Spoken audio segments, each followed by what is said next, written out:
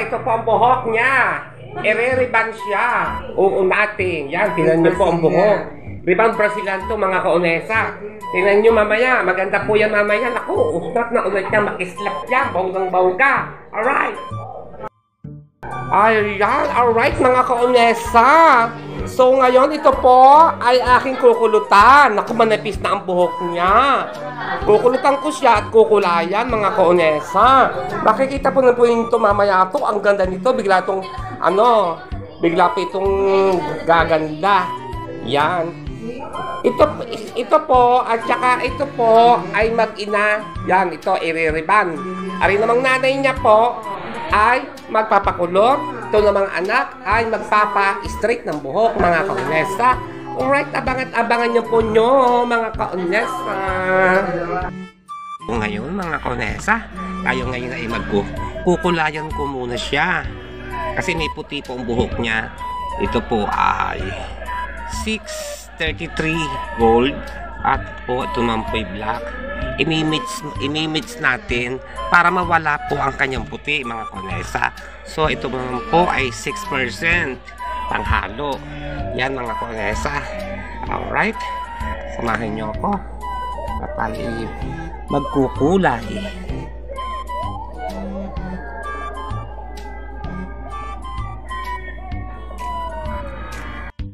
Mga kaonesa, nailagay na natin po ang 633 dark gold at black.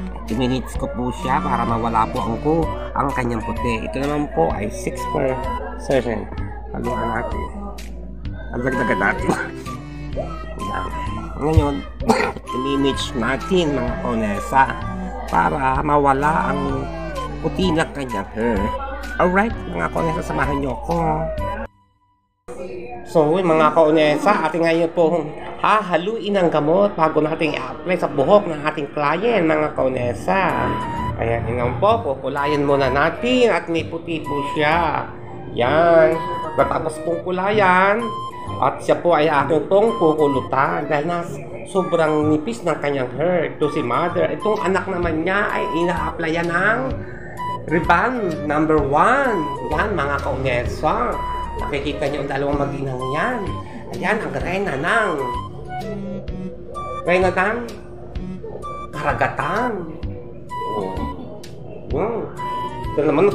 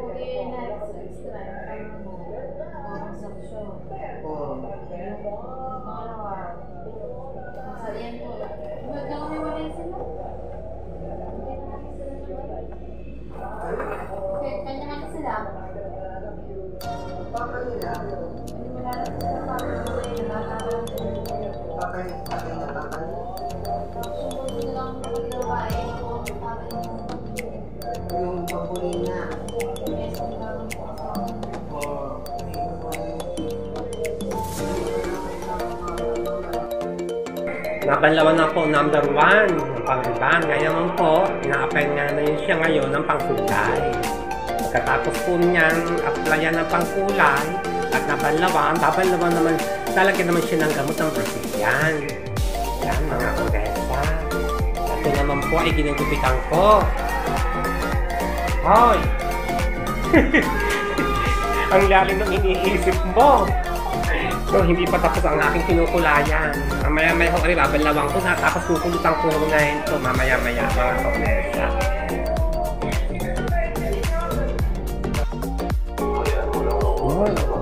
Siya akin ko munang iti-treatment.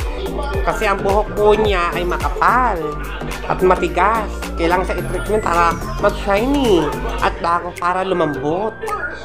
At pagkatapos po siyang i-treatment, siya po ay aking iti-trim ng layer para lumipis ang kanyang hair. Yan, binababad-babad ko muna siya po siya sa cream silk. Yan. Tapos katapos, babalawan ko po siya. O, diba?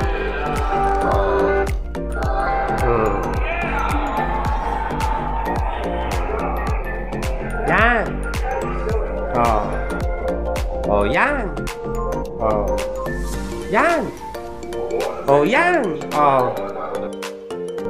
Ari ang treatment. Ilalagay natin dito sa buhok niya para mag-shine at lumambot.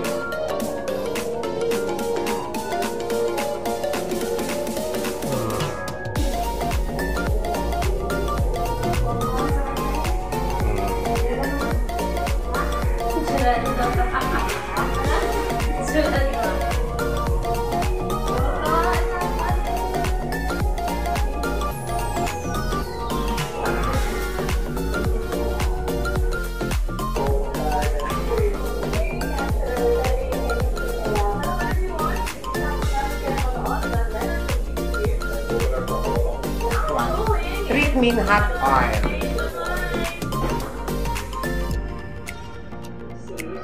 Treatment. Gugupitan siya ng layer. Parang buhok niya ay lumipis.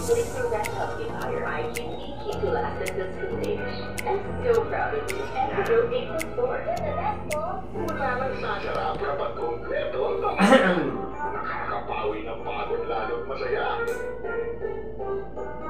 Meet the First Family. Coming soon sa Barangay 5. Kahit anong hamon ng buhay, kayang-kayang lampasan. Basta't kumpleto ang pamilya, tulong-tulong at sama-sama.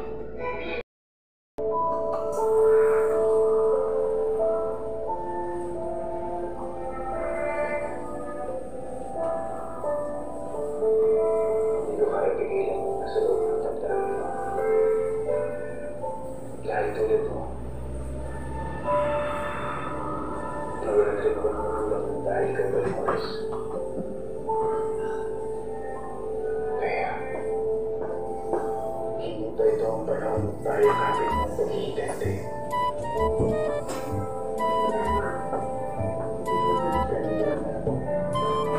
Si Jen.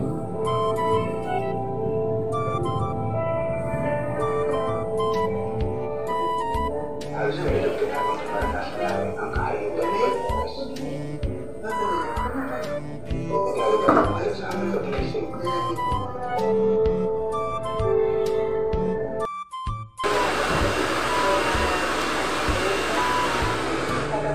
So yan, napanlawan na. Pinulayan ko kanyang hair. Kaya minoblowan ko pinatutuyo ko.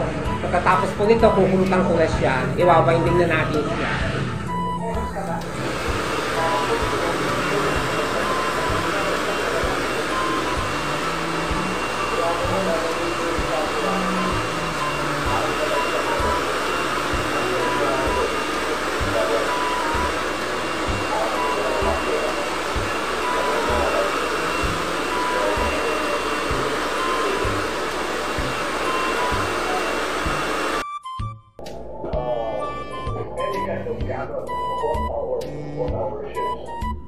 Una lang isinutulan ng Philippine Coast Guard ang paggamit ng water cannon laban sa China.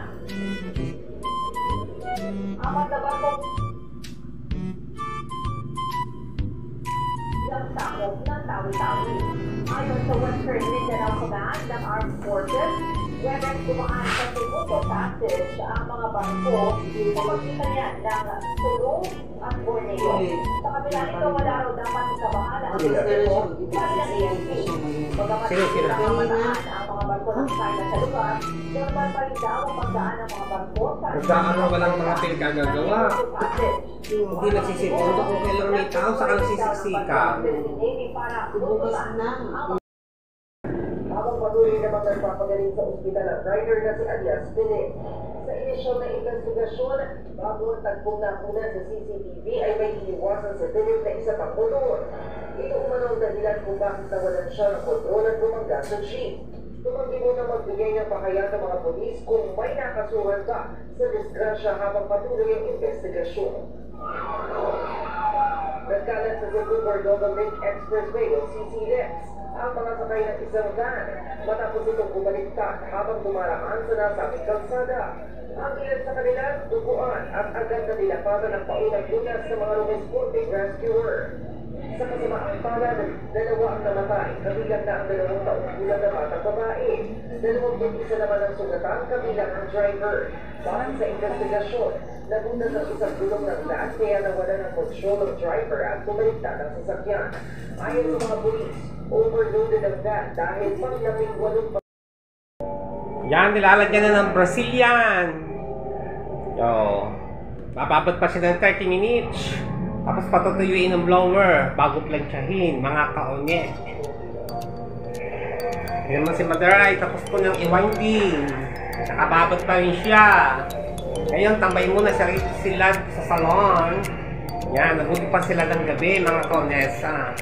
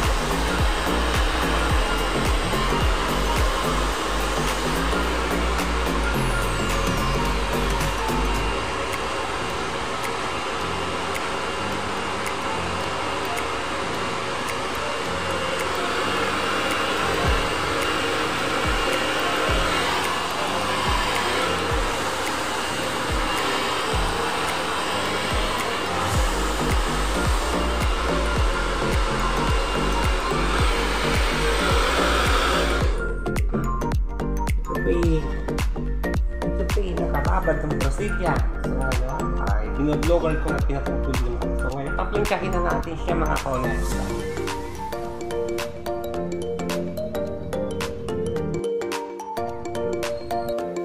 Mga konesa, rin na po. Tapos na po, nakulutan na. Oh, ang ganda ng kulot ni Mother. Ano masasabi mo, Mother? Sa yung kulot? Ganda. Oh, nagustuhan nyo? Oh, bumata kayo ngayon, di ba? Oh, ari naman ang kaninang inaplayan ng number 1 ng pangriban. Tapos, nabalaw ng pangriban, inaplayan naman siya ng pangkulay. Nabanlawan na ng pangkulay, pinatuyo ko naman ngayon sa Brazilian. Tapos ng planchahin, mga konesa. Pagod na pa naman ang Lola Meds. Hindi ko na i-vlog ang pagpa-plancha. Pagoda na. Busy kasi kami ngayong araw na to. Kaya God bless talaga. In today to Monday. Thank you so much. Nagustuhan mo ba, anak? Thank you. Alright, bye-bye. Ingat kayo. Sayonara Dishine. Booking Dishon. Shout out. Ingat kayo.